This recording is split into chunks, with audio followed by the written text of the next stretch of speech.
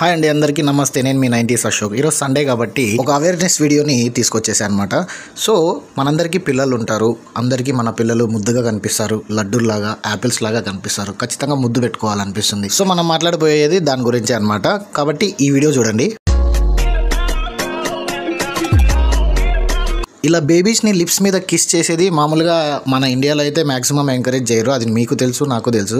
But western countries నుండి దీంట్లో తప్పేం లేదు అనే ఉద్దేశంతో ఇది మన ఇండియా కూడా స్ప్రెడ్ అయింది. సరే, దీంట్లో తప్పేముంది? పిల్లల్ని తల్లిదండ్రులు కిస్ చేస్తున్నారు అంతే కదా అని అనుకోవడంలో తప్పేం లేదు. ఎందుకంటే ముద్దుగా ఉండే పిల్లల్ని ముద్దు పెట్టుకోవడానికి ఉన్న హక్కు ప్రపంచంలో అందరికన్నా ఎక్కువ తల్లిదండ్రులకే ఉంటుందన్నమాట. సో ఎవరి కల్చర్ని బట్టి వాళ్ళు ఫీలింగ్స్ ఉంటాయి కాబట్టి చాలా కల్చర్స్లో ఇలా పెట్టుకోవడం ఏం తప్పేం కాదు అని అంటుంటారు.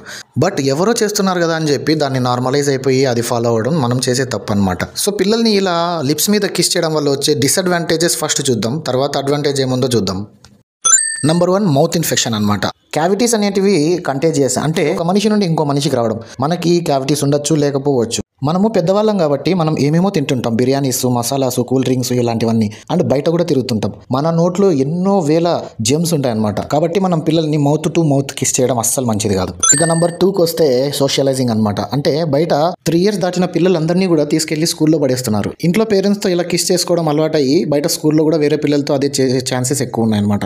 అంతేకాదు, ఏదైనా ఫంక్షన్స్లోకి వెళ్ళినప్పుడు మీరున్నప్పుడు లేనప్పుడు వేరే రిలేటివ్స్ ఎవరితో కూడా అలా చేసే ఛాన్సెస్ ఉంటాయి. అబ్బాయి ఇలా ఏం జరగదు, మా పిల్లల్ని మేము కంట్రోల్లో పెట్టుకోగలము అని అంటే మీకే పాయింట్ 3, లిమిటింగ్. అంటే 3 years దాటిన తర్వాత పిల్లలు అన్ని నేర్చేసుకుంటుంటారు. ఒకవేళ మీరు ఇలా కిస్ చేస్తుంటే మీరు ఎప్పుడు దీన్ని ఆపేస్తారు? అంటే వాళ్ళకి ఏజ్ వచ్చినప్పుడు మీరు లిప్స్ మీద కిస్ చేయడం ఆపేయాలనుకుంటున్నారు. అండ్ ఇంకొకటి ఏంటంటే, మీకు ఒకవేళ సిక్ అయితే, అంటే ఆరోగ్యం బాగాలేకపోతే అప్పుడు వాళ్ళు ముద్దు పెట్టుకోవడానికి వస్తే మీరు ఎలా అర్థమయ్యేలాగా చెప్పగలుగుతారు?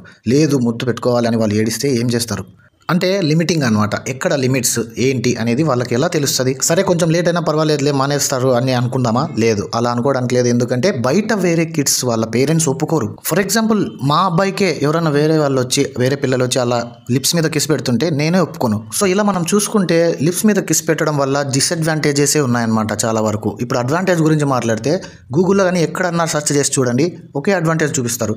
ఏంటంటే పిల్లలకి లవ్ అండ్ అఫెక్షన్ గురించి తెలుస్తుంది, ప్రేమ ఎలా పంచాలో తెలుస్తుంది, సెల్ఫ్ కాన్ఫిడెన్స్ పెరుగుతుంది. అంతా ఇది సోదే అనమాట. ఒక పెద్ద ఆయన ఏమన్నారంటే, మన శరీరానికి ముఖద్వారం లాంటిది మన నోరు. లోపల వచ్చే చాలా రోగాలు అక్కడ నుండి స్టార్ట్ అవుతాయి. కాబట్టి మన నోరు మనం ఎంతో శుభ్రంగా పెట్టుకుంటే అంత మంచిది అని చెప్పి అన్నారనమాట. అంతేకాదు, పిల్లలకి ప్రేమ ఎలా పంచాలి, లవ్ అండ్ అఫెక్షన్ గురించి చెప్పడానికి హగ్ చేసుకోవచ్చు, బుగ్గల మీద కిస్ చేయొచ్చు. ఇలా చాలా మార్గాలు ఉన్నాయి.